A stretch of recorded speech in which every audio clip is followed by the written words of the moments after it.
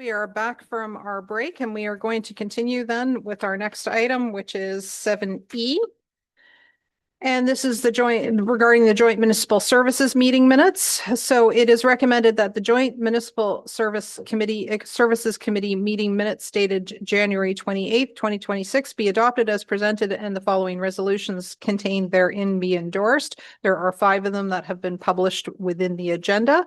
And so with that, then I'll look for a mover and a seconder to get it on the floor before the deputy CAO comes forward. So we've got it moved by Councillor McKay and seconded by Councillor Pringle. It's now on the floor for discussion. Welcome, Deputy CAO. Good afternoon, members of council, and to you, Madam Ward. And I will keep my comments brief. This is a great committee to be part of, and I really enjoy the conversations that we have around the table. So thank you to the committee members for the lively conversations that we have and the good conversations we have around the Joint Municipal Services Committee. We had a slightly shorter agenda for the last meeting. The primary, the two topics on the agenda. The first one was following on from a request by council that we consider library service provision. We had a review of the work that was done by former CAO Lance Armstrong. He was a cyclist. And as far as I'm aware, not the last CAO or a previous CAO of Grey County, but the work that was done in 2013 in regards to the last time that library services were requested to be considered by Grey County, and reviewed the work that had been done, noting that not much has changed in the grand scheme of things in terms of libraries. Libraries are governed under the Public Libraries Act. The Public Libraries Act appears to be one of the pieces of legislation the province has left well and truly alone, and so there's not been any significant shifts in that. There's been no significant shifts in the way in which library services have been provided across Grey County in that period of time. One of the things that was raised by County Council in directing this back to Joint Municipal Services was around costs. And so the committee considered a report which included some of the updated costs and a review of the provision of library services across Grey. We noted that no 2 libraries in Grey are one and the same, and they each provide a different range of facilities for communities that they serve, but that generally speaking, Grey is served by municipal library boards that serve the municipalities that they're based in, and they provide a range of different functions, everything from the Town of Blue Mountains library system that provides art galleries and museum space, as well as a library service and events programming, to the shared service that Chatsworth, Owen Sound, and the Township of Georgian Bluffs use through the North Grey Union Public Library Service. So there's different ways in which they're provided. Each one is unique to the communities it serves. When we're looking at the costs, on average across Grey County, our member municipalities are paying around about the provincial average in terms of small-scale rural libraries across Grey County. So whilst there is some variation of those costs, very much aligned on an average basis with what rural municipalities are paying in other spaces. Indeed, our costs slightly less per resident than in the neighbouring Bruce County, which was drawn as a comparator, and we looked at a number of different ways in which library services are provided and the costs that are provided associated to those. And the recommendation from staff at that point in time is there's not been any significant shift in library service provision. And as our costs are roughly aligned with what we're seeing across the province, and there's a fairly broad feeling that library services are underfunded across the province at this point in time, there are probably no significant savings to be found from the efficiencies that would be gained by a county-wide system. And so the recommendation as stood in 2013 probably stands today, and that was supported by committee at that time. We moved on and had a good secondary conversation around shared staff training opportunities. This was one of the priorities that was drawn out from committee in its early meetings and endorsed by County Council. And it very closely echoes and mirrors part 4 of the existing strategic plan, which talks about shared opportunities between member municipalities and Grey County for looking for opportunities. And so the committee endorsed a recommendation that we move forward with developing a bit of a program of staff training events in collaboration with member municipalities, and that where opportunities exist, that we advertise and share opportunities across a number of different sections of training and professional development, from frontline training courses, like if one of us is doing a chainsaw training course and has some spare spaces, how can we facilitate sharing those across the team? Or if operators are receiving some training, are there opportunities for sharing that across Grey County member municipalities, through to leadership development, change management courses and areas like that, which many of our member municipalities are working through independently, through to the sharing of council training and council provision. So we really did look at the full gamut of training that's provided by both member municipalities and Grey County to look where the opportunities might be for sharing. And based on the direction of the committee, if supported by County Council today, we will be pulling together some promotional material to share with member municipalities around the opportunities that we've identified that exist. And with that, I'd be quite happy to take any questions. Okay, thank you very much. I'll put it out to committee of the whole members if they have any questions for the deputy CEO. I'm not seeing hands up here nor online.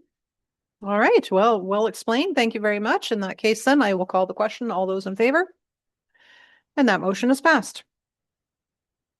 Next, we move on to item 7F, and it is recommended that the Urban Road and Road Exchange Task Force meeting minutes dated February 5th, 2026 be adopted as presented, and the following resolutions contained therein be endorsed.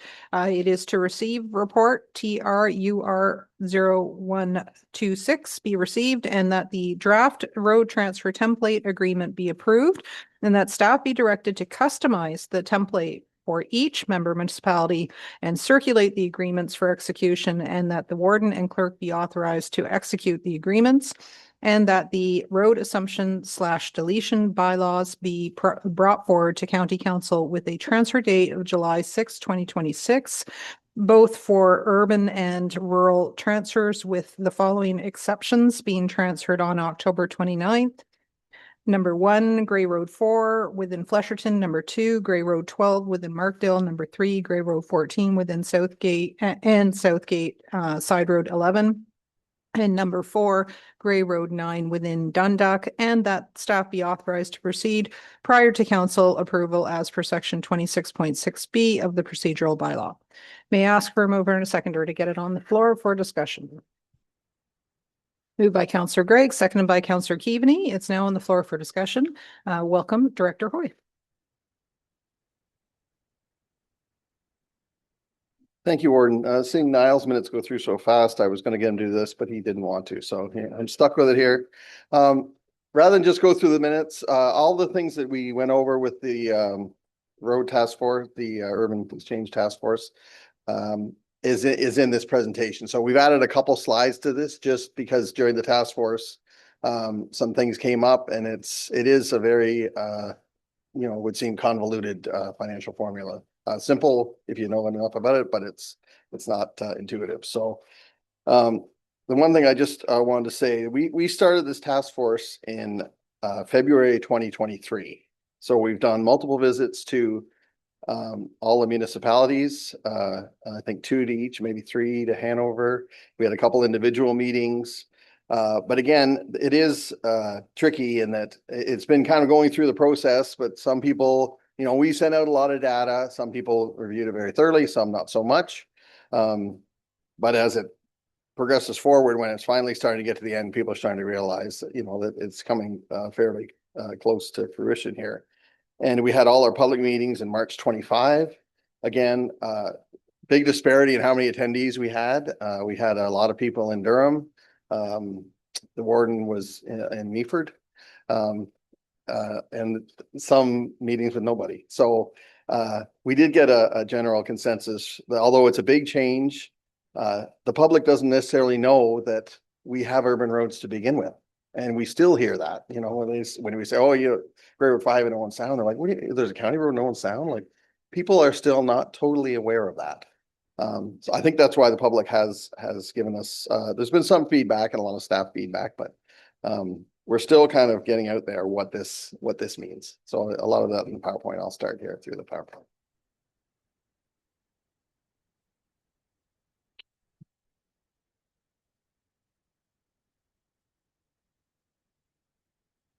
Okay, so in March 25, the county passed this motion that the 2026 levy increase of 1.24 million, which was in the 2026 budget for the municipal payment for the receipt of the urban roads. And that public information sessions be held, as I said, you know, a variety of people. Public meetings are typically not that well attended, some more than others, and begin the process of producing transfer agreements. I'll go through the agreements later in this presentation, but of course, the county, as an upper tier in the Municipal Act, the county can download what it wishes. From the start of this project, we wanted to all work together. We didn't want to stick anybody with anything or leave anybody holding the bag. We wanted to maybe get a better deal that MTO gave with us when they gave us Highway 4, which ran out, that money ran out pretty quick. So that's what the agreement basically, I'll go over a little bit, but that's really us trying to kind of work together on winter maintenance and figure out how to make the transition smoother. And then the staff would return the task force with the set agreements. So we brought a template back to the task force, and it's attached to your documentation today. So right now, this is our transfer dates that we're anticipating. July 6th, and this is in the motion as the warden read, the transfer date for most of the approved roads, with the exception of those in Grey Highlands and Southgate, which are undergoing construction in the summer of 26. So in that case, because we didn't want a contractor on a road that, our contractor on a road that they would own, we're keeping the ownership till the end of October for that. And then we'd follow them or transfer them following construction.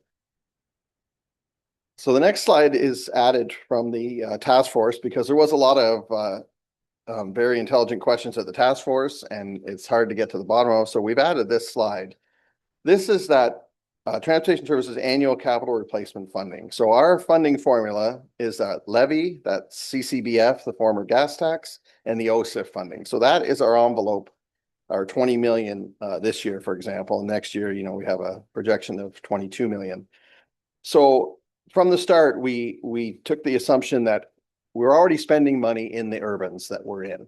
And it just creates all sorts of issues with communication and scopes of work and scheduling and those types of things. But we thought, let's give, rather than just leave somebody with a download and no money to deal with it, we wanted to just take that money we were spending on urbans anyway, and then have the lower tiers have that money. And there was a variety of iterations we went through where we said, would it be something from the 10-year capital?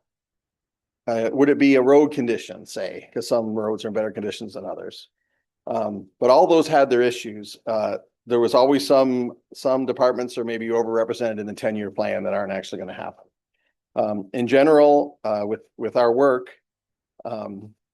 we can't ever recall when a municipality wanted to do some work and we said we weren't going to pony up with the surface. It's usually the underground that is the barrier. It's expensive. Sanitary and water main that the municipalities own is usually the driver of the project. So that's where we thought, you know, if we could figure out what level of funding, because we're all underfunded, we're going to remain underfunded, you're going to remain underfunded. So we just did it as a percentage of the total assets in the asset management plan. That way it was fair for everybody, whether some of your roads were in slightly better condition or slightly worse. You would get that ongoing formula calculation. So we added this next slide because this was a very big discussion at the task force, and it really just, we kind of added this because we thought as the numbers change, we've kind of been going by the same formula, but all the numbers aren't the same. If you look back to that 23 reports are slightly different than 24 or 25. So this was kind of just us showing all that transfer funding for capital is based on that bucket of money we have from those three funding sources. So you'll see the first on your left there, that 27 projection. That's what we, based on the 27 projection of the budget, that's what we think is going to go next year into those transfers. It's going to be divided up by percentage of kilometers of urban roads. Now, if the county decided that that bucket of money was going to go up by 850,000 or 1% of county levy, this is like the option that would never ever happen, I don't think. Because it's just hard to have that kind of money, obviously. But there would be a corresponding increase in the money that would go for the urban transfers. And if it was cut, and I think this was what came up with the task force, because the projection wasn't quite what it was at a previous meeting, that number going in the transfers went down. So people were relatively surprised by that, I think. And kudos to the committee for sifting through the explanation with a lot of good questions. And I think all of us benefited from getting to the bottom of exactly how this formula works. So that's just showing that as the capital budget climbs, more money goes to the municipalities for their urban work. So the next slide is the more updated urban transition funding. And I think the thing to notice here, this is through different meetings with the task force and things we've decided along the way, was those 5 municipalities without the color at the top, like Blue Mountain, Grey Highlands, Hanover, etc. They were mostly urban. And it was just thought that maybe for having a lot of urban capital needs, the funding formula maybe could help them out a little more, because they're not really getting rid of a substandard rural, those 5. So at one point we had all the money after 2032, I guess, or 2032 starting to drop off. So you would start getting towards no funding because it was always a 10-year program. In that case, those 5 we've added since that they just keep going. And the other ones you'll see the pink kind of color there, orangey pink. Those ones are going to have the funding earlier. Those are those July fundings. And then you'll see the Southgate in the purple at the bottom, Southgate and Grey Highlands, because of the late transfers, they're going to have kind of an equalization payment to make the full 10-year payment at the end. Because they are kind of getting, they're getting 6 months less of payment this year, for example. Because those payments you'll see for 26, it's prorated. Those have changed over time on when the transfer dates are. So right now, this chart is based on the October 29th for those 2, and based on the July 6th for the others. So that's where that's your funding going on. But again, the thing to remember is those numbers will change as the yearly budget goes through the county. So there it is there. Yeah, municipal funding change from year to year, driven by the budget. The annual road replacement funding, the 3 sources. This is kind of just summarizing what I've already said. When those levels changed, and there's corresponding impact, and 2036 funding was the balance to make the 10-year contributions whole, which kind of came out of the task force. So then onward to our proposed dates. So the task force approval happened February 5th. Today, of course, is the committee of the whole council approval. We have those transfer agreements, or we're working on those transfer agreements. We have the template, which the committee has reviewed, the task force has reviewed. But there's a lot of specifics in those agreements that still need to be worked out as far as winter maintenance. I think pretty much every municipality, we are going to continue to do the winter maintenance on the urbans that are being downloaded, with the exception of Owen Sound, who already does their own anyway. It's just right now we pay them to do it. In the future, they would just keep doing it, but we wouldn't be paying them for it. And so there's those 2 dates of the transfers, the July 6th and the October 29th. And then on to the template agreement summary. So the template is attached to your report, the report in the minutes as well. Schedule A is the legal description, which it's just telling the definite areas that are switching hands. Schedule B, the financial arrangements. Again, how much it has in the agreement, because it's all dependent on county council anyway. But again, it's another source of information to anticipate for your 10-year capitals, what you're getting. And then Schedule C would be the maintenance agreement. So as I said, in most cases, we keep doing winter maintenance. And I know there's a lot of cases where I'll use Hanover as an example. They don't have to do any structure inspections.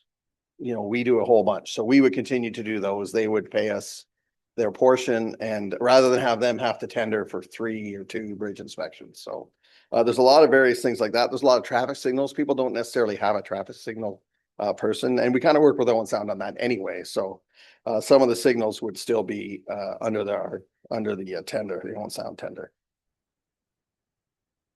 So then you'll see in the one report, there's a list of 31 or 30 activities. These are kind of the key ones.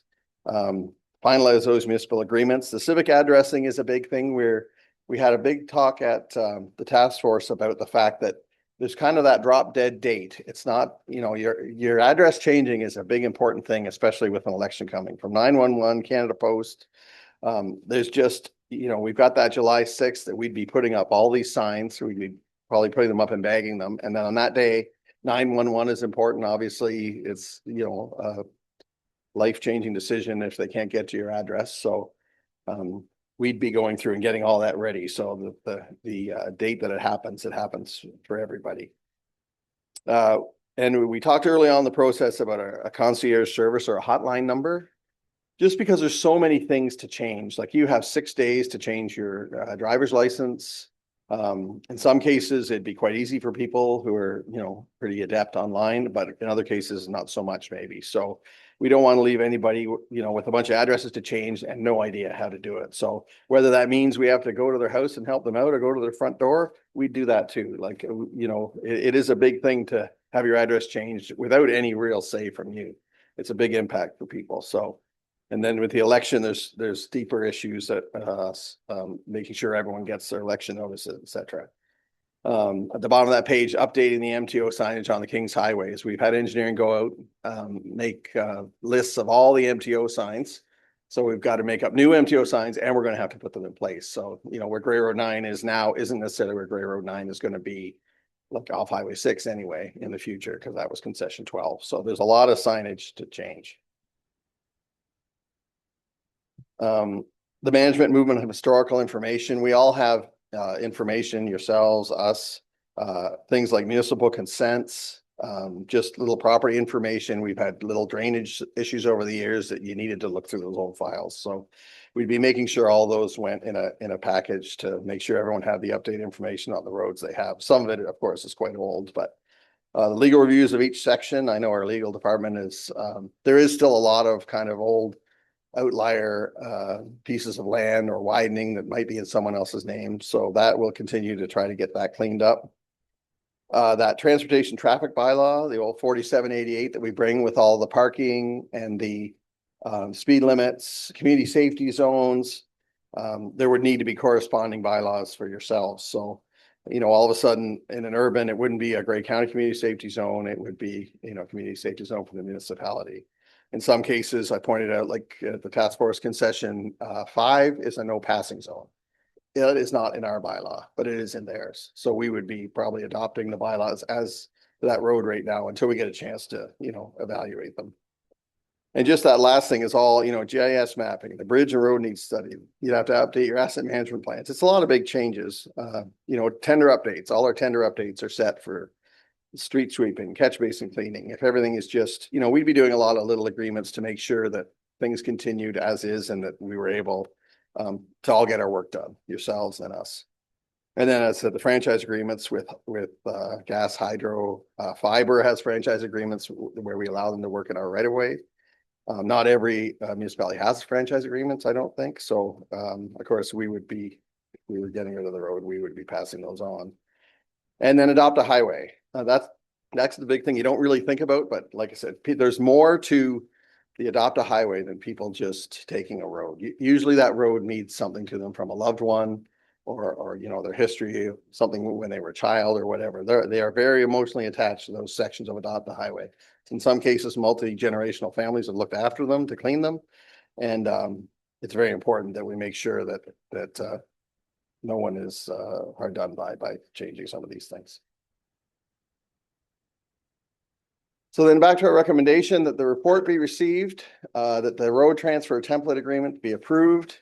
Staff would be directed to customize the template for each member municipality, which are in the works. And that those roads would change with the exception of those 4, and that we would proceed prior to council approval with the work. Looking for a summer exchange.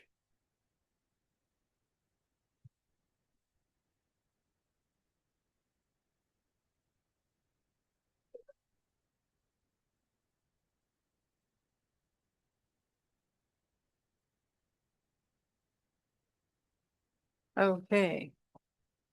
Thank you very much for that introduction. So it is now open for discussion from our committee of the whole members. We'll start with Councillor Debreen. Thank you. And through you, what communications have occurred with affected residents so far, if any? I mean, directly. I know we've had an open house, perhaps no one showed up. And what communications will be had directly with residents who are affected prior to the actual transfer? So I'm thinking a Q&A, what to do, this is happening, and maybe a Q&A for us who are probably going to get the calls first, that we might be able to expedite their contacting the right individuals to seek guidance.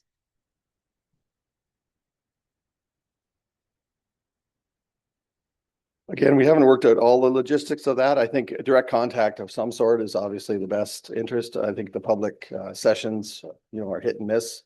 There's people that don't necessarily, they own the land, but they don't necessarily live here. So yeah, one way or the other, we'd be making sure that of all the residents affected, we'd be contacting each one and making sure that they knew it was coming. From a letter to a phone call or whatever, like you want to make sure that they were aware. And thank you for that. I think it goes a long way in outlining that you've thought about all of these things and are helping them work through the steps. Thanks.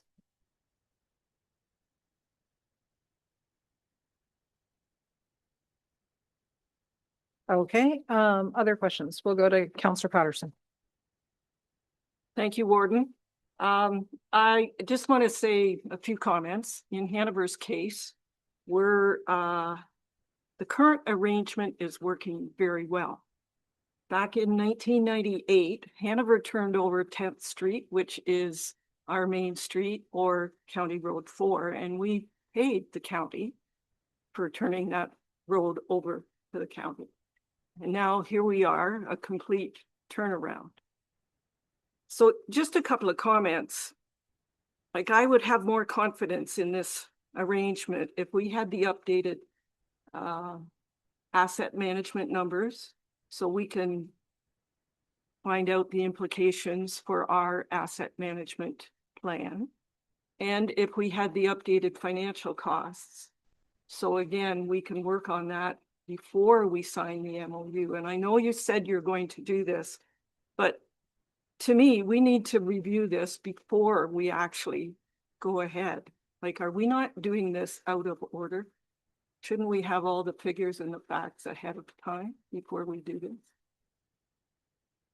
And I'd also like to see, once we get to the MOU, that we have an opportunity or a clause in that MOU to allow us to review or renegotiate the term, the length of this arrangement.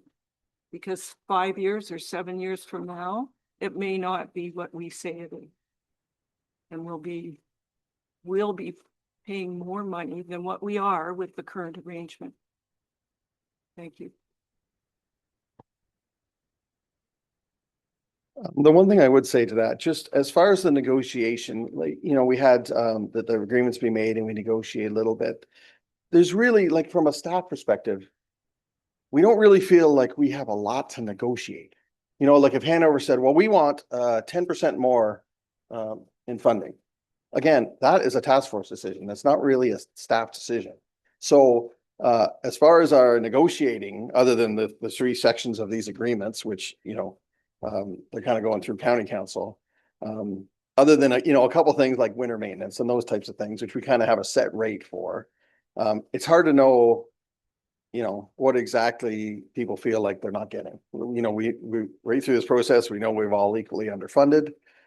There's a big upside that it's hard to quantify on getting out of these urbans. And I know, you feel like it's been working quite well, but it is an inordinate amount of work to have two people in the same spot working on two different assets in the same road, for us anyway. So yeah, that's kind of where our struggle is that if people aren't happy with the funding, which seems to be, what the crux of people's issues are, it's hard for us as staff to negotiate anything. That's kind of where we're at. That's where our struggle is. Okay, we'll go to the CAO and then over to Counselor Greg. Thank you, Warden, and through you.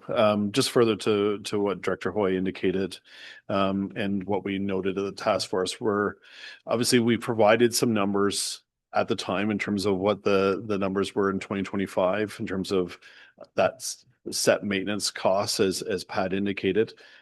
It's slightly increased a little bit in terms of some of those costs in 2026. So again, I think Sean Anthony provided the task force with what those costs are, but we're still working on some of those details. We are happy to share that with the local municipalities as part of these next steps, and any asset management data as it relates.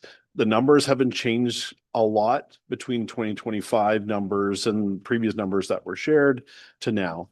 But we're happy to share any of that updated information numbers. And as Pat indicated, staff will be working to package up all the information that we have for all these road sections, and sharing that information with local municipal staff so they have all that information. We're also happy to have some further discussions, as Pat indicated, in terms of the funding piece. If that's still the question in terms of the funding piece, if there's still some assets that the municipality would be taking on where there's still questions about some capital projects or improvements that would be initially potentially on the book, so to speak.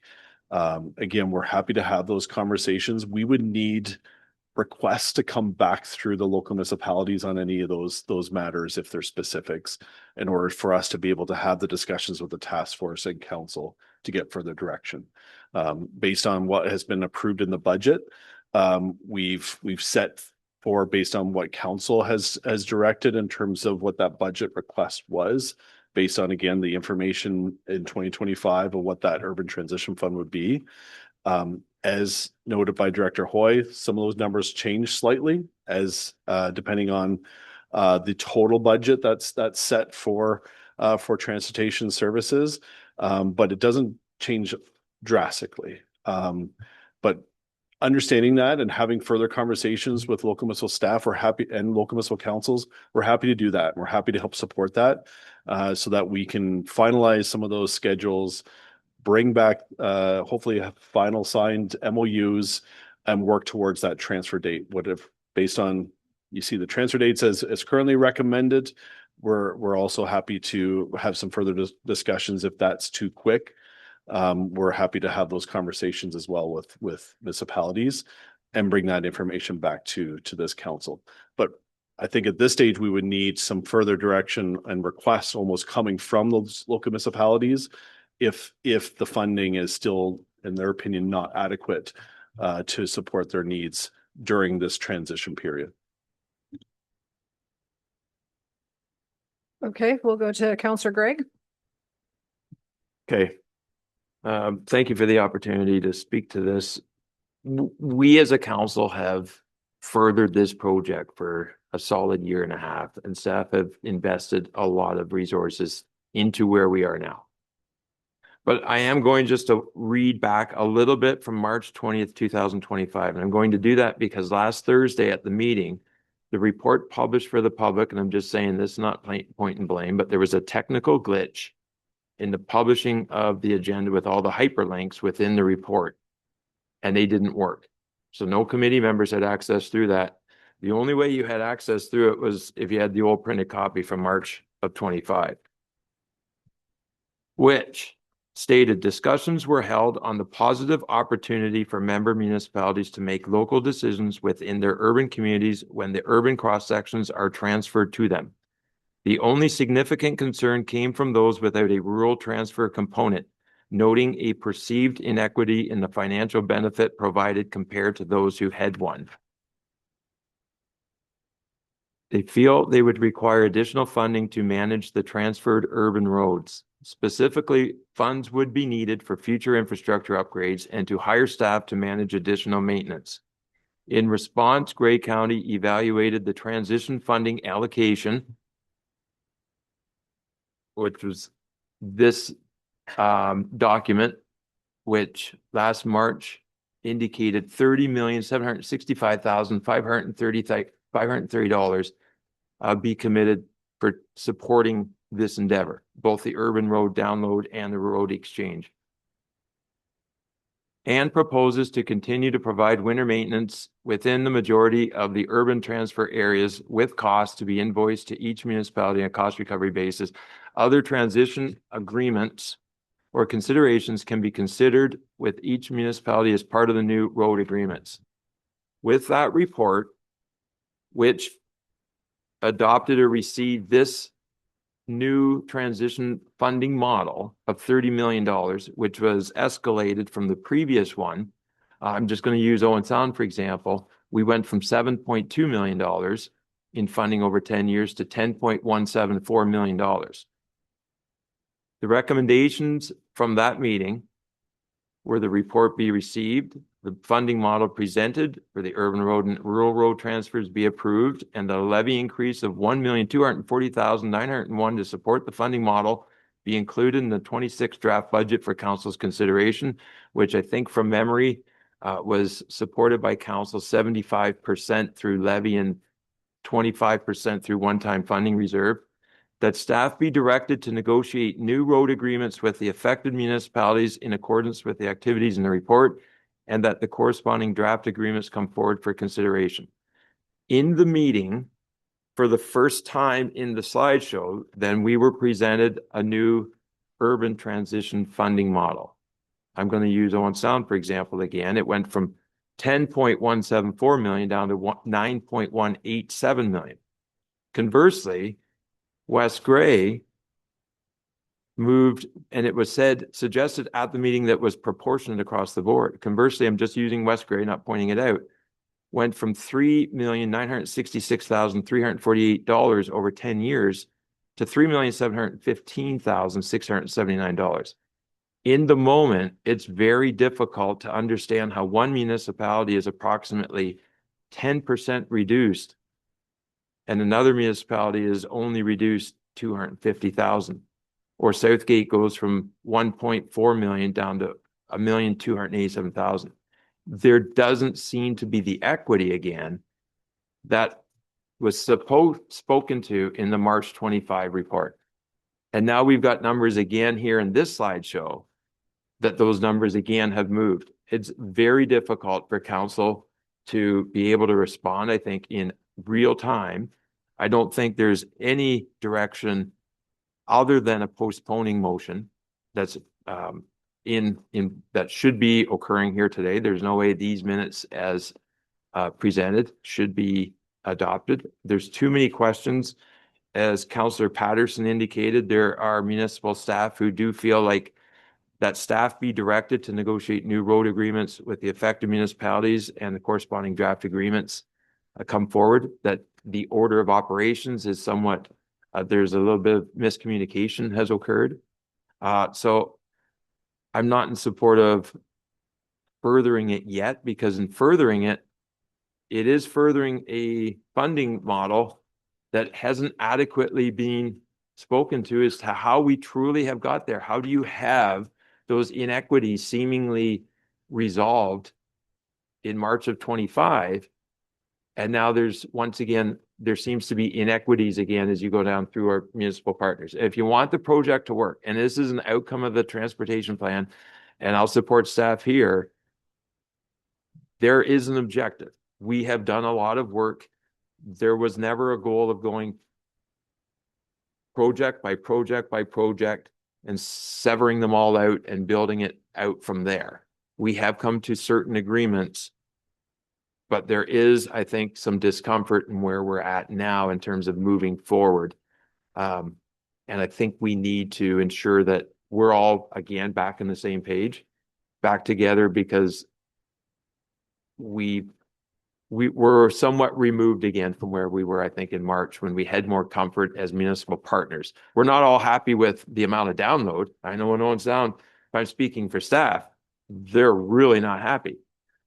Kudos to county staff.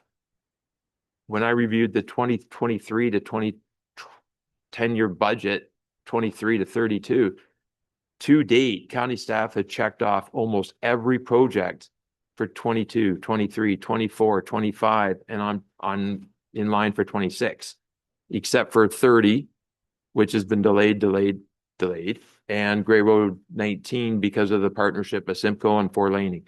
But those monies are set aside in reserve. They're not just spent somewhere else. Those are protected for when the time is right. Same as a Bruce County partnership on 10. There's other ones locally where Harrison Park Hill was on the books for 2023, and now it's not there. So there are concerns locally that any reduction to certain municipalities is more injurious to others, and there has become a little bit of a walking away from, I think, that commitment that we had in March of 25 to our partners. So I think some are looking to get back on the table, back through more conversation, to getting these agreements in draft form and back in front of council. But I think what's appropriate today is that council is considering a postponing motion for the minutes and where we're at right now. Okay, thank you. I'll look to Director Hoy or the CAO, or if anybody, Deputy CAO. Okay, CAO is going to start.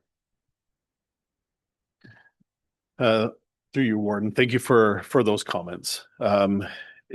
With respect to the model, the funding model, as Director Hoy indicated, the funding model hasn't changed. The numbers to calculate the funding have changed. Council may also recall there was the recommendation to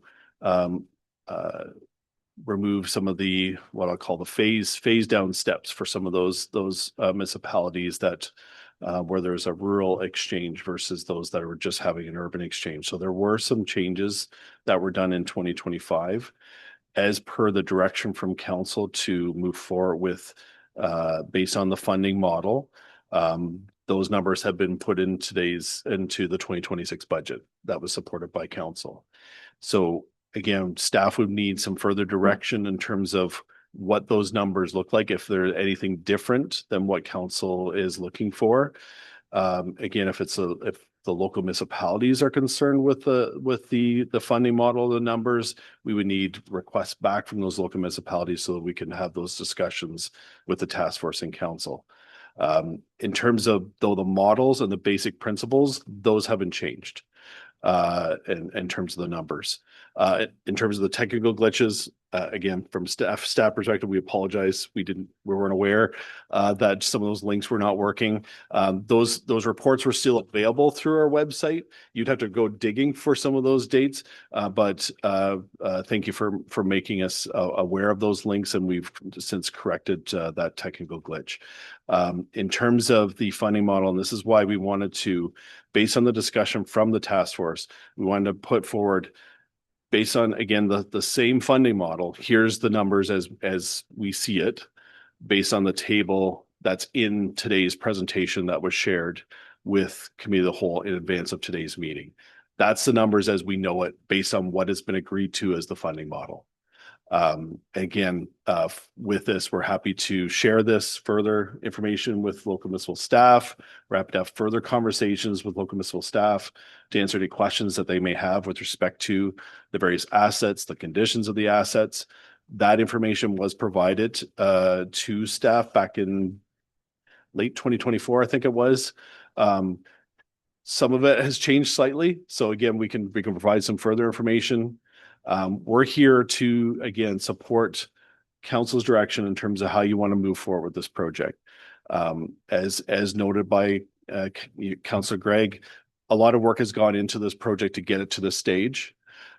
We would, as staff, we still feel it's the right thing to do, so to speak. We think the principle of the transfers still has a lot of merit. So we would be looking for direction in terms of still to move this hopefully forward in a positive way. But if there's more time required, we're happy to take that time to make sure we get this right. So we're open to further direction from council. If the transfer dates that are being recommended by the task force are too soon, we're happy to push those and look at different dates to push those back. We're happy to, again, take further direction from council on what to do next. If some of the parts of the motion are deferred, what it does is it delays any further than conversations and discussions about finalizing the MOUs. And having some further conversations and sharing of information back to the local municipality. So I just wanted to note that from a deferral perspective. But again, we're happy to take direction from council on what you're looking for in terms of what you want to do based on making sure we get this right from a timing perspective. Okay, I'll just look to Director Hoy if he has anything to add to that. Yeah, as the CEO said, yeah, it's one of those things where our original timeline, we just wanted to make sure this was within this term of council. Because if we get far enough down the line, we're introducing it to new council. It's a whole new thing. It took us 3 years to get here. So we do have that concern. And as far as the funding, we felt like it was the fairest funding model we could get. Like if you look, so you look back to the past, you say, oh, Grey County took on all those own sound roads in 2002. It said there was 9 million in needs. We've already spent 9 million, fixed about half of them. Now we're going to give them back and going to give them 9 million back. So it's hard to look at funding from 20 years ago and figure out if you got a good deal or not. You know what I mean? Like, so we are trying to do the best funding that we can do to try to give basically the urbans what we were going to spend there anyway. That was kind of the whole crux of our finance. But whether, not this has to go at any given time. It's just, we would like to figure out exactly if it's going to happen or not. And I would hate to have to reboot this thing again. Just because it was so much work the first time. And there's natural things in just the way it goes, in that if you say, oh, let's go have another meeting with staff, it's just there's 9 sets of staff and the staff is 4 or 5 people each.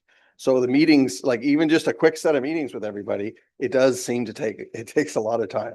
And you got to get organized, and it's good. We want everyone to be comfortable, and it's hard to necessarily do that when something drags on over 3 years. Like in a few cases, the people we met with the second time were not the people that were there the first time. The turnover in the public sector can be quite big. There's lots of people retiring, that type of thing. So in a few cases, we've sent the information out again. A new person started, so we send them the information. Then another new person started, we send them the information. So as Randy said, we would like everyone to be comfortable. We don't want to feel like people are getting pushed in. But there is a bit of a time sensitivity here, and that we would really, really like to get it done before we get in a position where we can't do it with this term of council. Okay, thank you for that. We're going to move on to other, I have questions about timing and process, but I'll reserve my questions until I've kept the floor open for all of our committee, the whole members. So I see Councillor Bobby has raised his hand, so we'll go to him next. Good, thank you very much. I'm going to start off with saying this. Yes, under the Municipal Act, the upper tier can hand these down without any input. That's not Grey County. That's not the people around this room. It's certainly not the legacy that Warden Matrosovs wants to have for this term, that you've jammed something down the lower tier's throats, or we have. So that's the first thing. We're going to work this out because this is the way we do it in Grey County. This is the way we've always done it. We put together a task force to try and share services and do things. We're going to do it the way we do it in Grey County, number one. Back, and I may repeat stuff that's already been said, but back in March 27th, the direction from council was to direct staff to go and negotiate. Mr. Schertzer has talked about our funding model, but our funding model has not received feedback from the lower tiers. It's based on what we have to offer. Mr. Hoy has said that there's not much to negotiate on, but we have not actually negotiated with the lower tiers. We've actually not got lower tiers writing reports to their own council to be approved, to send back their response to this level of government to say, this is our position on this. The funding model may not work for the lower tiers. It may fall apart. But we need to do that. We need to do that reach out, do the negotiations. That information from negotiations should have come back, or should come back to the committee to look at, so they're not looking at it in a vacuum, but looking at it with feedback from lower tiers. Something I've never heard. I'm pretty confident the Grey County has collected development charges on some of these projects. Are they included in that? I don't know. I don't know where the development charges are. Did the county just plan to keep them and not pass them down? I don't know. That information isn't here. I'm hearing from our clerks that when they learned at an all clerks meeting that this was coming, there was some heart attacks that they don't know how they're going to get the stuff that's on their desk that they're working on right now, dealing with what's coming in the election that they have to do for the election, and then having to do these address changes as well. I know I've heard from other places that there's a lot of clerks that are saying this needs to be put off to January of 2027. I have supported and believe that this in principle, is the right thing to do. I have believed and supported that it needed to be done this term, but it doesn't really need to be done this term. If we can get it set up and keep negotiating, then it comes back in January 2027. Come on, it was 2012 when Duncan McKinley started this project. It's been 10 or 12 or 14 years, whatever it is. It does not have to be done right away. It has to be done right. It doesn't have to be done in a hurry. If we can get it done this term, that's great. But when I hear the clerk saying, we don't know how we're going to do it, we're saying we don't have enough information. We haven't presented it to our own councils to be able to react and give a feedback back to the upper tier. There's still so many unanswered questions that I don't think we can possibly move ahead. I'm still confused about even what is before us. Mr. Schertzer, you seem to indicate that now we'll go out to the municipalities and get the feedback. If that's the case, I think we need to say that we're starting negotiations now. That should probably be in what the motion is. The way this is written is that it's sort of a done deal, and here they are, and we're just going to fill in the blank. So I'm really confused about all of it, but I don't see how we can go ahead. Certainly from the city of Owen Sound, you're not getting a signature back based on the information that we have. We'll hear from others. I would support putting this down the road towards a meeting towards the end of March to be able to get feedback from lower tiers. And leave that drop dead date in July until we get that feedback and see what everybody thinks. And maybe we do put it off till January. But the bare minimum, I think we should be tabling what we're doing today for at least 4 to 5 to 6 weeks so we can lower tier have a good look at it. Thanks. Okay, we'll go to Councillor McQueen next. Thank you, Madam Warden and County Council. Yeah, I'm just going to communicate to this body that I've added this item, or basically added the report to our council meeting next week to our council, because our council hasn't had that opportunity to have that conversation.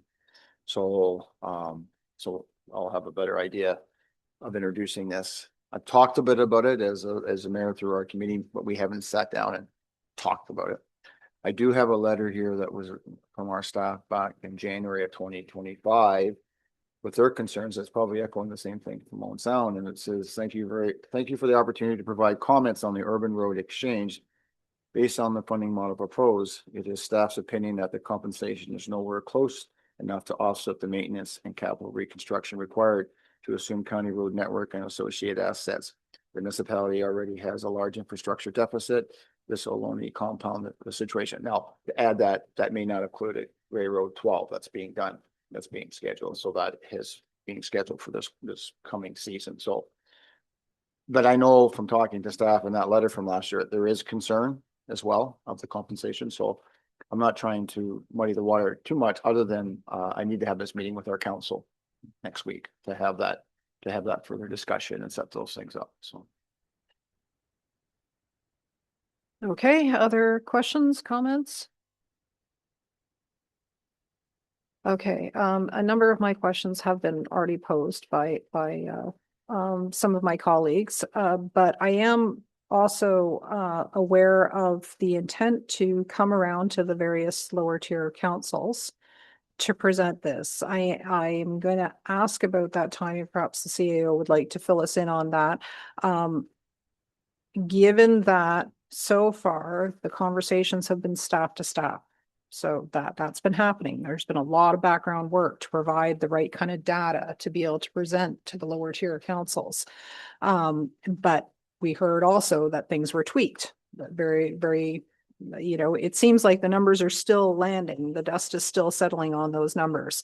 So in order to have fruitful contemplation at the lower tiers, we need to have the right information in front of us so that we can then move forward on what I read in this proposed motion, customizing the template. To me, that indicates that there would be some back and forth with the lower tiers to be able to land on something that was suitable to help make everybody whole.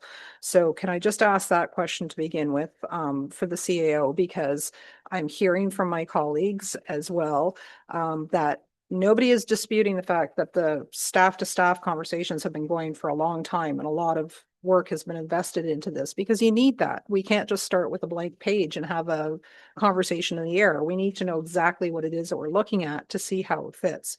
But there is the sense that how do we do that next step of visiting the municipalities, the councils, and being able to say, this is what it's looking like, and this is how we come to these calculations between now and some of them being scheduled for July 6th. So CAO.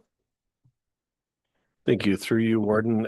So there's a number of projects that we're working on together between Grey County and the member municipalities. And through that, we put out the offer through the CO group to come to each of your local municipal councils to talk about a variety of topics, including this one. This one is one of the important topics as well. There's other things that we're working on together because as Councillor Body noted, that's what we do in Grey County is work together on a number of things and initiatives. With that, again, we're happy to support that. The timing of those, we've suggested probably be towards the end of March into April. The absolute drop dead date, if based on the motion, I guess that's would be support today, is this allows the next step to be able to have those conversations with each of the municipalities to hopefully support them in bringing their staff reports to each of your local municipal councils as it relates to the MOUs. And we anticipate that would happen between now, if the direction is today to happen, into at least May.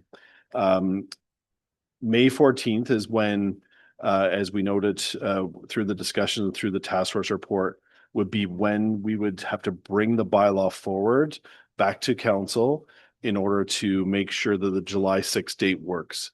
That allows us that 2-month window to make sure that we have enough time to do all the things that Director Hoy indicated earlier in terms of changing of signs, address changes, notifying members of the public, working with them to navigate all the address changes, et cetera, et cetera. So that's when I would say the absolute drop dead date would be May 14th, but between now and May 14th, we're happy to have further conversations, attend council meetings to present any information, answer any questions, work with your local municipal staff to be able to work through and finalizing the MOUs and the schedules to those MOUs. If there's questions still on the assets that you'd be taking on and concerns about the funding, that's been identified. Again, we're happy to take those requests. We would bring those back to the task force and council for further discussion in between the window of February and May 14th. So that'd be the windows we're talking about. And I see Niall's hand up. So through you, Warden, if you're okay, pass it over to Niall. So through you, Madam Warden, thank you, Randy. The only thing I'd add to that is we don't need the agreement signed by May 14th. The May 14th deadline is for us to start the process of transferring the roads so that we can hit that July 6th and in the case of four areas, October 29th. We do not need the agreement signed by that time. So there's two processes that are running. This is incredibly complicated. It's taken me a long time to get my head around it. There's two processes that are running. Process one is the agreement to transfer the roads. Process two It's how we transfer the roads and the finances that go back and the maintenance that goes back and forth, so on and so forth. So the agreements do not need to be signed in advance of the bylaw.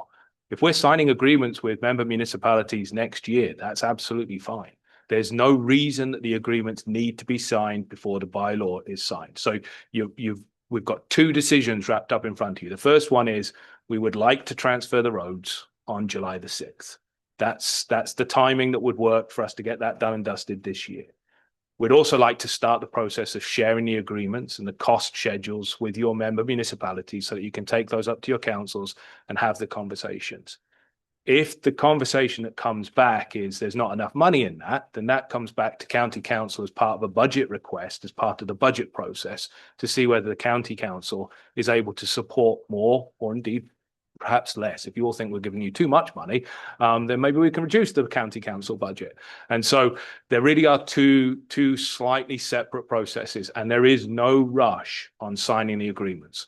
What we're essentially asking for through the recommendation and the discussion at task force is the ability to say this agreement, this model is what we're happy with. Let's share it out with the member municipalities, put it in front of member municipal councils, have those conversations.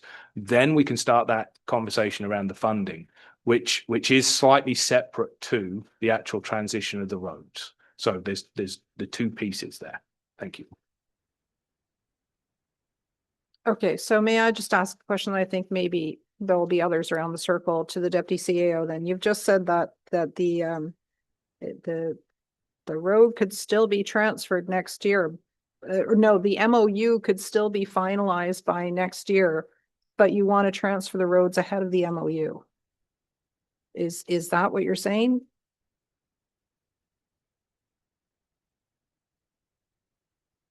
Through you, Warren, and just to clarify, and Al can also jump in on this.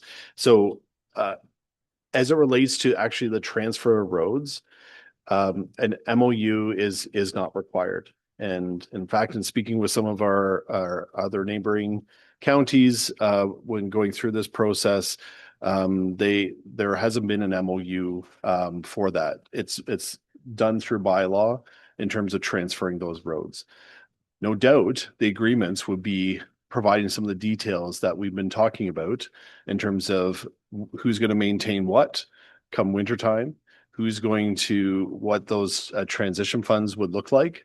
But as it currently stands, those transition funds, at least for 2026, are in the budget for 2026. Council has supported those funds being in the budget. Be obviously subject to further budgets being approved to transfer those funds, but we technically do not need the MOUs signed by July 6th.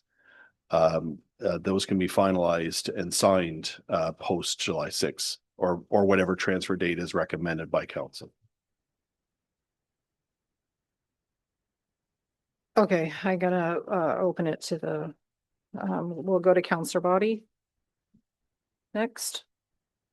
I'm basically adopting your question after 30 years. 33 years has passed Sunday, brag. I've been practicing law and putting my lawyer's hat on, I'm not likely to accept the goods without an agreement of how we're going to do it. I get your point, but I just don't see it working that way. Thanks. Okay, we'll go to Councillor McQueen.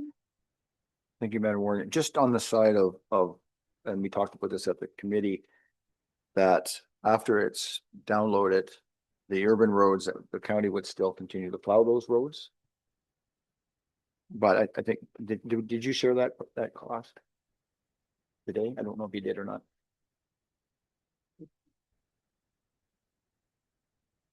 Yeah, good question. I think we talked about that at the committee. We're like 9,000 to 9,500 per kilometer. That's how much our winter maintenance is. But you hear that number, and I know at the time, it seems not a huge number. It only turns into a big number when you have 800 and something kilometers of road, right? So yeah, good deal. The reason I bring it up, it could be a bargaining tool. Could be a bargaining tool. Like it could be something that maybe you plow it for 5 years. I'm just saying it could be something that gets you over the hump. I'm just leaving it at that. But I haven't had no conversation with our staff on that, but it is something that, because soon as it becomes our road, then we have to pay either to plow it, or I guess the lower tier plows it themselves. But that doesn't make sense if your county plow is driving through, right? So I just throw it out there, but that could be something that could make the negotiation go over. Okay, thank you. Other comments? Counselor Gregg. This be a question to the CAO. The last recommendation on the floor, well, I mean, this is presented here. Previous to this, bullet 4 stated that staff be directed to negotiate new road agreements with the affected municipalities in accordance with the activities in the report from last March. What precludes staff from going right about that endeavor right for the next few weeks? And it was mentioned by the director at the committee meeting. He will avail himself and staff to be able to attend council meetings to support the work of council and staff to this point. That to me gives you the opportunity to be able to further those agreements over the next, and I'm going to say, I'll make a motion to postpone. Well, I'll hold on for your reply, but I would look at March 26th as an opportunity to bring these back, if that's enough opportunity for staff to be able to get out to the municipalities. Through you, Warden, thank you for that question. With respect to, again, in terms of finalizing the MOUs and the agreements, we're happy to support those conversations as noted. In terms of getting out to each of the 9 local municipalities by March 26th probably is not possible. Just based on other calendars and other commitments, to be honest. So that's where we're looking at probably between starting in probably mid-March at the earliest to April, even into early May, would be those conversations. Again, that the way we're perceiving this motion, although we're identifying a transfer date as part of sections of this motion, to move forward with the transfer agreement and finalizing those agreements, that would be subject to the direction from council today or committee of the whole today. We'd be moving forward with those discussions and having those conversations to finalize those schedules. So the question about maintain those roads, and going back to Councilor McQueen's question about, do we want the county to maintain for 5 years and then we'll maintain for the 5 years? Those are the details to be worked out in the schedules to the MOU. Each one will be unique to each municipality. And so we've already had some conversations with each of the municipalities. We think we know what will likely be the outcome based on those conversations, but we want to finalize those details. Again, support your staff to bring those forward to each local municipal council to have those conversations. And these motions would allow that to occur in terms of bringing those matters forward.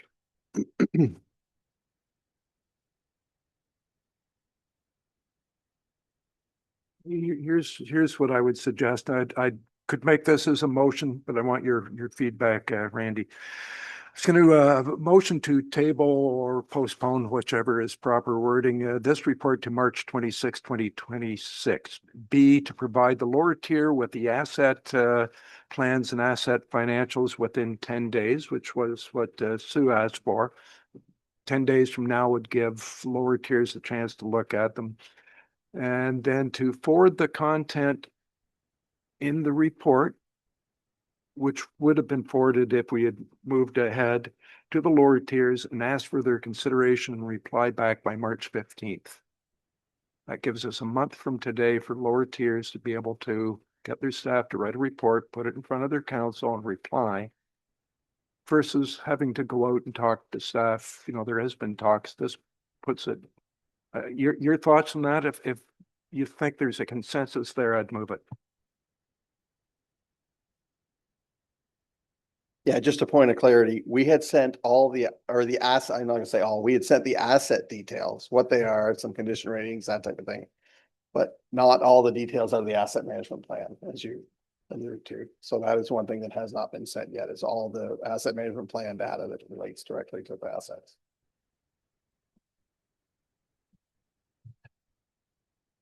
Through you, Warden, before I answer the full question in terms of the timelines, the 10 days to be able to provide all that information to each of the local municipalities. I'm just looking to Director Hoy because that'll be Director Hoy and his team supporting that time frame. And before I respond to the remaining points. Sorry, that would be, I get finances, the asset management plan, I guess. Could be finance.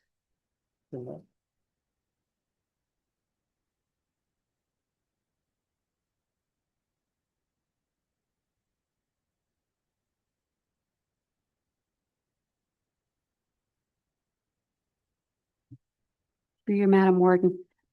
There was a requirement to have our asset management plan updated for July 1st last year to include service level information. As a result of our asset management coordinator being on leave, we are still in the midst of doing that. So while we have the asset management plan that was prepared for the previous year, we don't have the one that was due July 1st. We anticipate bringing that forward to Committee of the Whole in April. So again, just back to staff, because I apologize for doing this on the fly. In terms of 10 days of what asset data we do have now for all the assets and road sections, is that doable?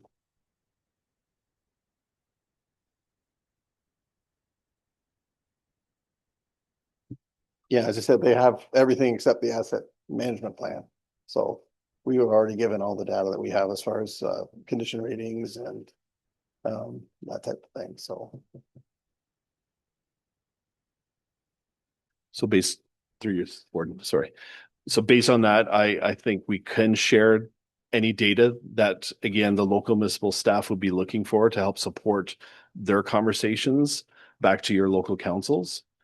To be honest, I don't want to put the CAOs, the local municipal CEOs in a situation where March 15th might be too soon for them to bring forward those reports. We're happy to work with the CEO group and the local municipal staff to try to hit those dates though, and make sure that they have the data and information in order to support bringing those reports forward with, again, the draft MOU and what we think will likely be the draft schedules to be part of those discussions. So we're happy to try to work towards those dates. They are tight because I respect that each local municipality is busy with other things. And so I just want to make sure that there will be that time, but based on what I'm hearing from this end anyways, is we can commit to those dates.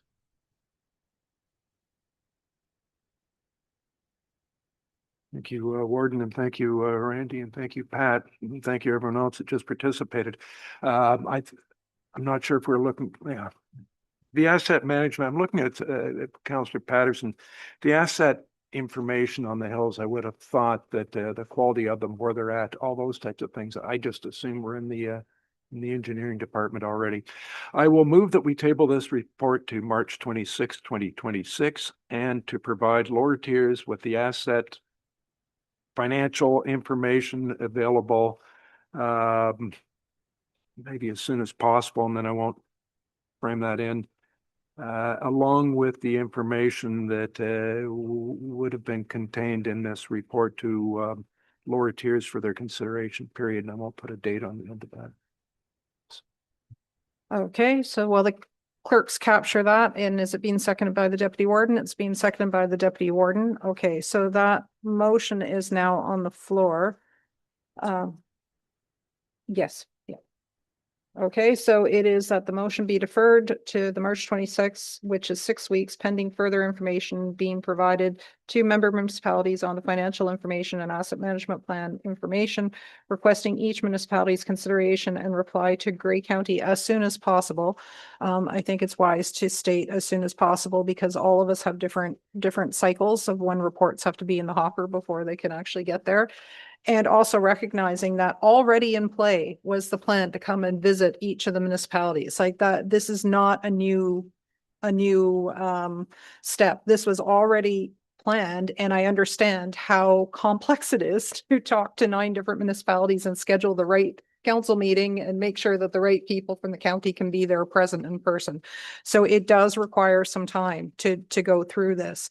But I do want to stress that that was always the next step. I really commend all the work that the staff have done, both at the county and all their lower tier counterparts have been doing every step of the way while the task force is doing its hard work of making decisions with our county hats on. Here they are. They've been spending all that time. We don't want to lose that work. We want to keep moving forward, but it should be clear that there was never an intention not to bring it in front of the 9 lower tier municipalities, councils. That was always part of the process. The question is now the timing and the concerns that we've heard about the timing to make sure that we get it right. And it should be stressed too, as the CAO has mentioned, we're not required, obligated to do it this way. But as Councillor Body has mentioned, we're Grey County, and that's what we're doing. We're trying to make sure that we have this very important intermediary step rather than it looking like it's a done deal and it's just meant to be an FYI. It's not an FYI. It's a, here's what we're looking at. Here's the accurate information that we've now pieced together. What do you think, and how do we continue to walk forward to make sure that in the end of the day, we have an infrastructure of roads that works well for each and every member of our communities? Okay, so is there any further discussion? Okay, we'll go to Councillor McQueen, then over to Councillor Mackey, and then to Councillor Dobreen. 2 things, it probably makes sense, so it to have a bit of a draft agreement in place that will make it go quicker or easier. And number 2 is, we have a council meeting next week and we can change it and have you guys come.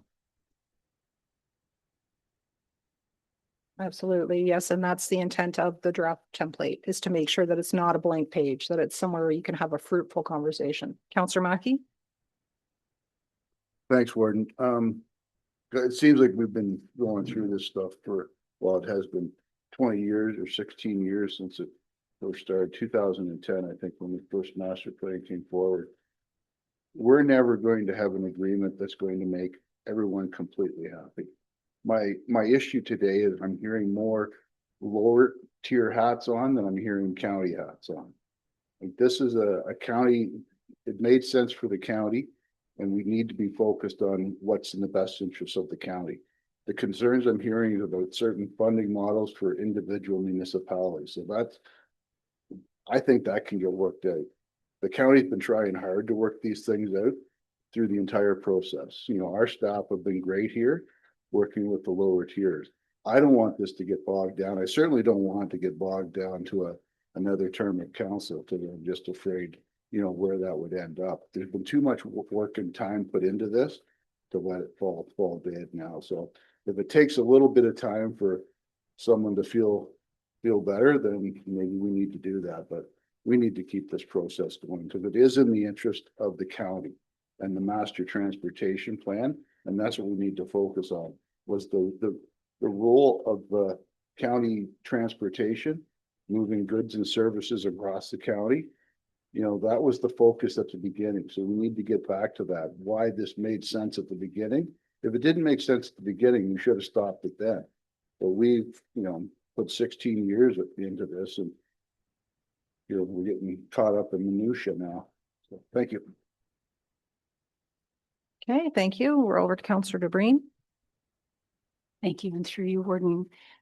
With the motion that's on the floor here, and that this motion, this report will come back to County Council for consideration on March 26th.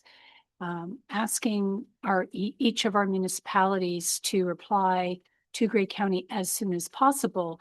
Will they be informed that this is going to be reconsidered at March 26th? Because as soon as possible for Owen Sound may be different for Georgian Bluffs is different for Southgate. And I think to the point that's been made earlier today, Grey County doesn't download like the province does.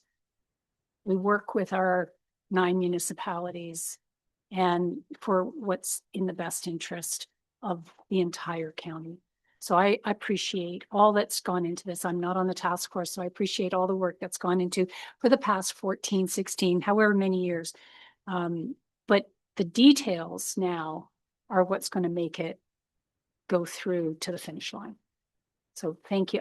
My question, Madam Warden, is as soon as possible specific enough? Okay, I don't know. We'll go to the CAO. Thank you. And through you, Warden, I think with the motion still noting deferral to March 26th, I think it sends a message. And I'm meeting with the CEOs next week. So we can have some further discussions with the CEO group and try to make sure we align the timing as best as we can with that March 26th. Councillor Eccles. If I could, thank you. The motion to defer, and in there says to provide financial information and asset management information and requesting each municipality's consideration. The motion, as it was presented today, was to direct staff to customize, a template on the information from what I understood and what I know has come to West Grey. I'm just not certain what we're deferring, because we're deferring this motion to March 26th so that the lower tier municipalities can bring back what they want in a template for the agreement. Because the way I read this motion is that we're taking all of this information, staff to go out to the municipalities to come back with an agreement. And what this is saying is we're deferring this motion to March 26th so we can go to the municipalities with all the information and get their feedback on what the template is.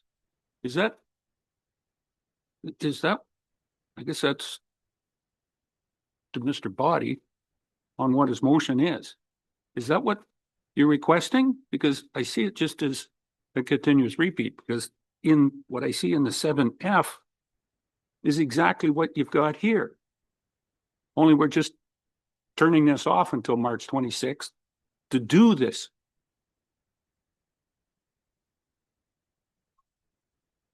Okay, Councillor Body. We approve this today.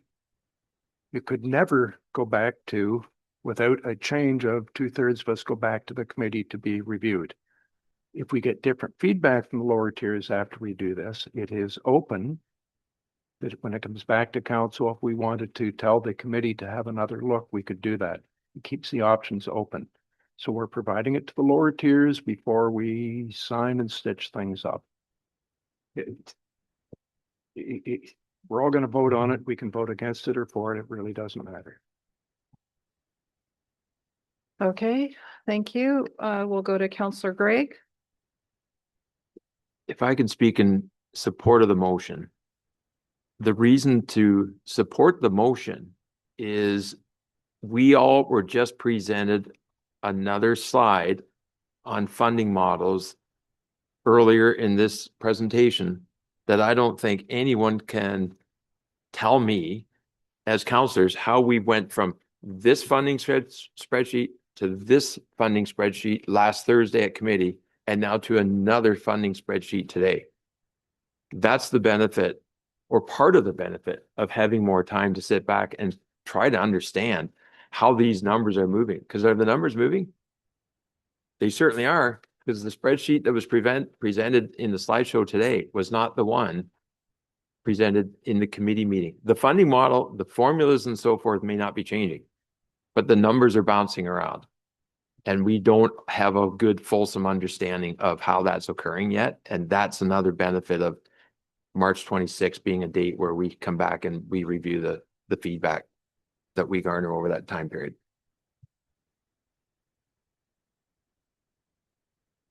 Okay, we'll go to the CAO. Thank you, through you, Warden. And on that financial table, again, as staff apologized, there was a calculation error into the table that was presented at the task force. I think the staff were able to pull up the numbers in an Excel spreadsheet and walk through that with the task force. And as Pat indicated through those discussions, there was the what about the remaining half year? Because if the transfer happens on July 6, 2026, what does the remaining half year look like in 2036? And that's what the addition to the table that was shared with the committee of the whole prior to the meeting. So just to clarify in some of those pieces, just so I'm clear in terms of if this motion were to get support before it gets voted on, the way that staff are interpreting this motion is that we would have those conversations still with each of the municipalities. There'd be comfort in sharing at least the draft MOU as it stands right now, all those schedules, all the information and data and information that we have in order to support those conversations with each of the local municipal councils. Is that, and I just wanted confirmation, I guess, prior to that motion being discussed, if that's the direction. So heads nod. Okay, so let's first go to the mover and seconder, if that was the intention. Yes, that's fully the intention. Yes, thank you. And the seconder, the deputy warden, has also confirmed that. Okay, and yes, when I'm reading this, I don't see anything there that stops that process that you've already been negotiating about coming to councils and speaking to councils. That still continues. This motion does not prevent that from happening. Okay, is there any other discussion? All right, then it looks like we're ready for the vote for that then. I will ask all those in favor. Okay. And Madam Clerk, on that. Okay, thank you. And that motion is carried. Thank you. Okay, 10 to 3.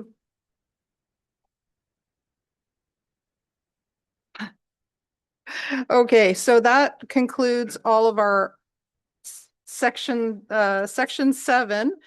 We did pull 2 items from section 6, and normally we would do those at the very end, but given that the remaining open session to consider 7G is in relation, as you can see by the reason for going into closed session, it is recommended that we go into closed session ahead of that open session report. Yeah, exactly. I'm getting there. So normally we would do all of that before we went back to the consent items, but given the fact that the last 2 remaining items are related to each other, I think it would be more appropriate in conference with the clerk that we go to items 6A and 6I in order to tidy that up so that we know we've completed everything on the agenda with the remaining 2 that have to do with the Board of Health together at the very end of this agenda.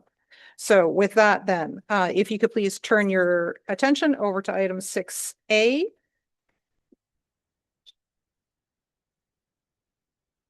Okay, so it is recommended that the resolution received from the City of Peterborough regarding sustainable police funding be supported by Grey County Council. I will have the CAO speak to it once it's moved and seconded and on the floor. So let me just look for a mover and first. It's moved by Councillor Kentner, seconder. Seconded by Councillor Gregg, and we'll hear from the CAO, and then Councillor Gregg, you're the one that pulled it, so I'll look to you for comments to begin discussion after the CAO has spoken.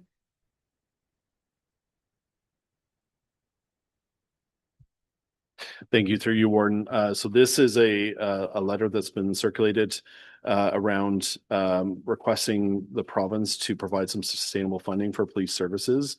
This aligns with some of the discussions that we've had amongst council in terms of seeing some sustainable funding models and requesting some funding, and also the Roma requests in terms of looking at some of their fine revenues and everything else that goes with all that, to make sure that there's sufficient funding to be provided to support not only our police services, but also with our discussions around court security and other things. But I know it doesn't get into that. It's more specific to police in this case, but happy to hear the question, and then we can try to respond if there is one.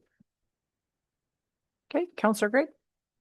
No, glad to see the correspondence being supported. My only question was, and as part of the delegation at the time, and I hope it was very positive, it seemed to be very positive, is this the first correspondence like this that we have supported, or has there been others?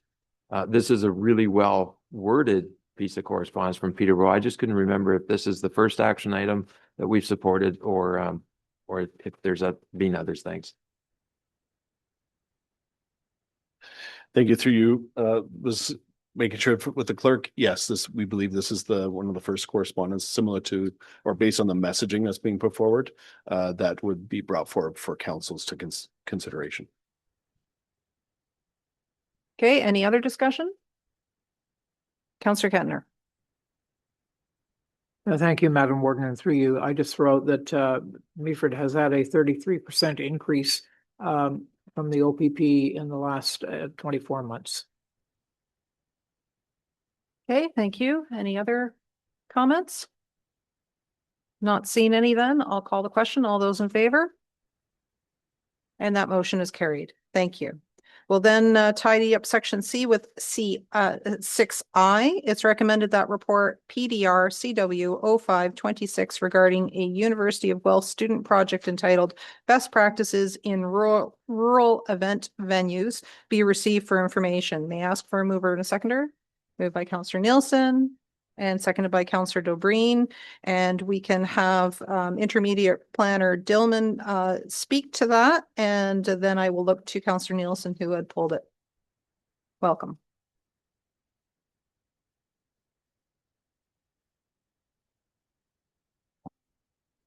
Is that at a better height now? I always have to move this out.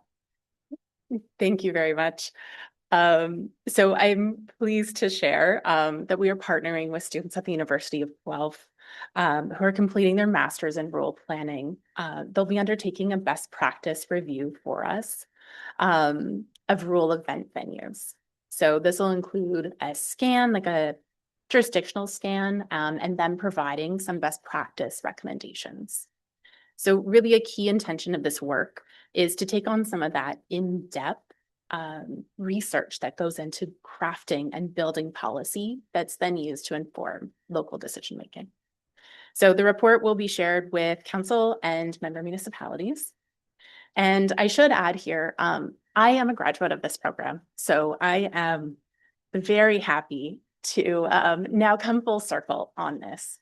I completed, as part of my coursework, some work with Huron County. So it's really nice to lead this now as part of the county team. Thank you. Excellent. Thank you very much. And so we'll go to Councillor Nielsen. Thank you very much, Warden Microsoft. For me, I pulled it because just to receive information didn't seem to give enough excitement or interest into what is actually happening here. Grey Highlands has had a few controversial and non-controversial files regarding this exact space. Our rural landscape being challenged with event spaces coming in. How does that affect neighbors who are used to the quiet rural lifestyle? How does that affect farm operations with animals? And so the opportunity here was too exciting for me not to actually say this is a good thing to have happen, to have students come and to do some background work to help provide insight on future policies that exist throughout Grey County and our lower tier municipality, I think is worth making sure that is brought to our fulsome attention and not just received for information.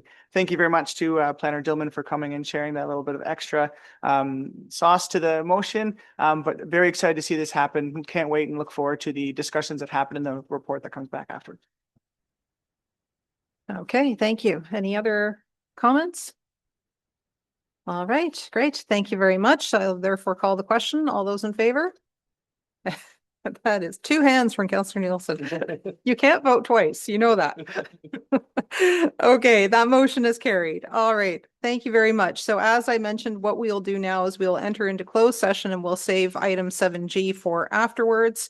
What I will do now is put out the recommendation that the committee of the whole does now go into closed session pursuant to section 239(2) of the Municipal Act 2001 as amended to discuss information explicitly supplied in confidence to the municipality or local board by Canada, a province, a territory, or a crown agency on any of them. And this is of any of them. And this is regarding Board of Health governance. May I ask for a mover? Moved by Councillor Patterson, seconder to go into closed session. Moved by Councillor Dickert. All those in favor? Okay, thank you. We'll give a moment to structure the room for closed. Sorry, come out of closed session. Thank you. We have come out of closed session and I can report that the committee of the whole proceeded into closed session to discuss information explicitly supplied in confidence to the municipality or local board by the province of Ontario regarding the Board of Health governance. And with that, we would like to entertain in open session now a motion that it is recommended that Grey County's Board of Health members appointed through Resolution CW 13224 be rescinded and that staff be directed to commence the application process for appointment of the municipal members using the skills-based matrix with the application forms being sent to all of the county council members and that action be taken prior to the council approved as per sections 26.6B of the procedural bylaw. May I ask for a mover and a seconder? Moved by Councillor Body, seconded by Councillor Mackey. It's now on the floor for discussion, so I will just look to the CAO if he would like to provide any background on that. Through you, Warden, and thank you for that.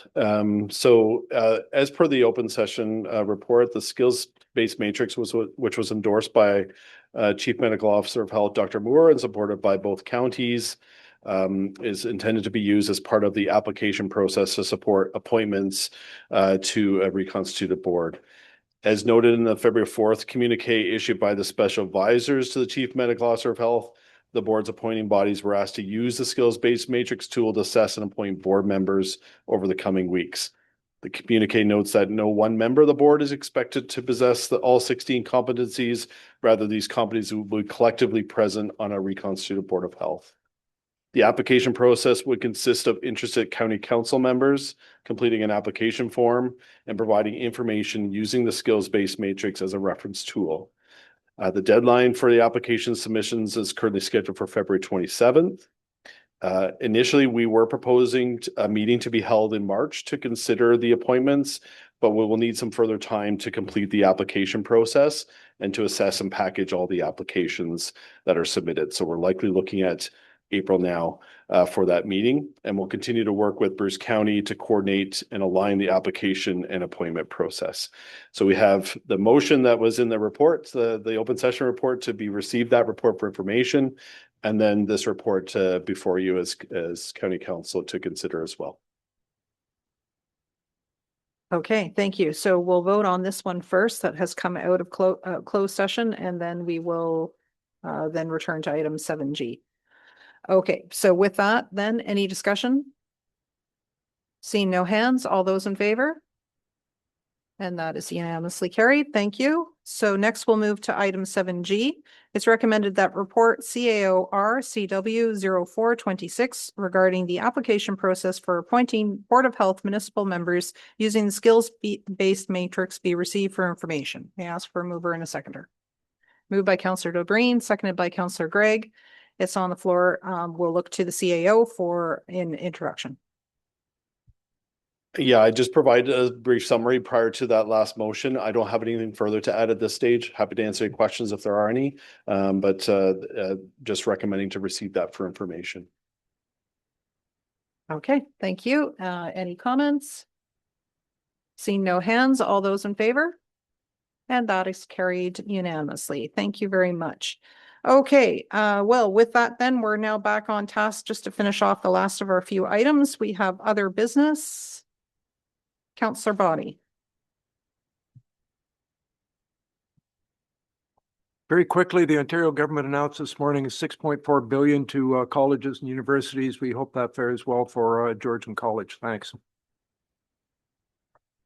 Here, here. Thank you. And notices of motion. Any, Councillor McQueen? Thank you, Madam Warden. And this notice of motion is for March 12th, because I'll be away at the next county council meeting. And it would be drafted to say that to explore the option of a joint RFP for insurance coverage that would include Grey County and up to the 9 lower tier municipalities.